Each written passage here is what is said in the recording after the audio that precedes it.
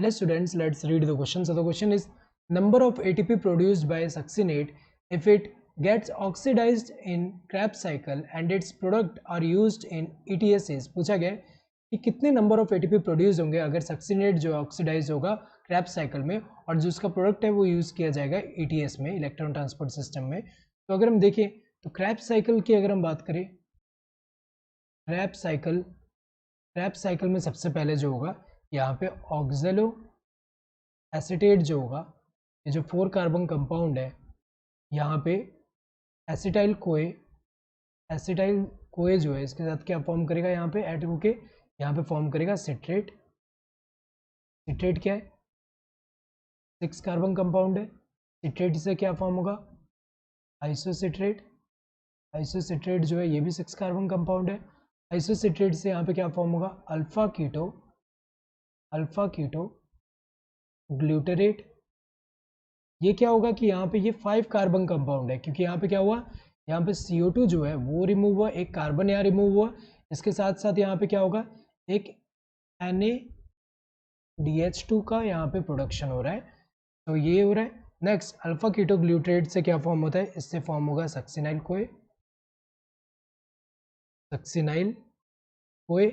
और सक्सिनाइल कोए यहाँ पे क्या होगा, ये 4 कार्बन कंपाउंड है, मतलब एक कार्बन जो है कार्बन डाइऑक्साइड के फॉर्म में यहाँ पे रिमूव हुआ. इसके साथ साथ यहाँ पे क्या होगा, एक NaDH2 जो है इसका प्रोडक्शन हो रहा है. नेक्स्ट अगर हम देखें सक्सिनाइल कोए से क्या होगा, सक्सिनाइल कोए से क्या फॉर्म होता है, इससे फॉर्म होगा सक्सिनेट.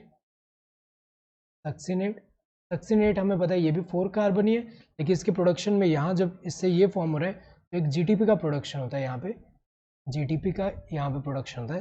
सक्सिनेट से क्या बनेगा, फ्यूमरेट. और इसमें भी क्या होगा, फ्यूमरेट जब बनता है सक्सिनेट से तो यहाँ पे एक प्रोडक्शन किसका होगा, FADH2 का.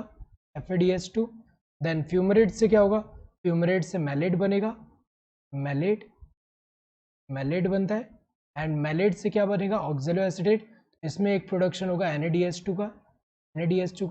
तो अगर देखा जाए यहाँ पे पूछा क्या है, सिर्फ ऑक्सीडेशन ऑफ सक्सिनेट यहाँ से पूछा गया है कि यहाँ से जो इतना प्रोसेस होगा ये इसका जब ऑक्सीडेशन होके वापस ये बन रहा है.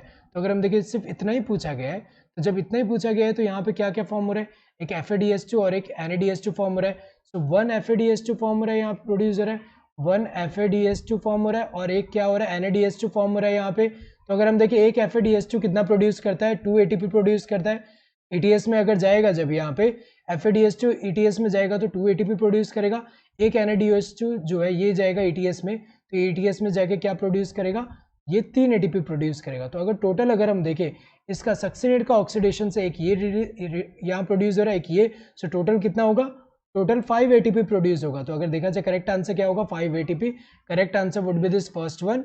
यहाँ पे 12 ATP नहीं होगा, 10 नहीं होगा, 6 नहीं होगा, क्योंकि यहाँ सिर्फ एक सक्सिनेट का पूछा गया है. तो यहाँ पे क्या होगा, 5 ATP. Correct answer would be this first one. Hope you understood the question. Thank you and all the best.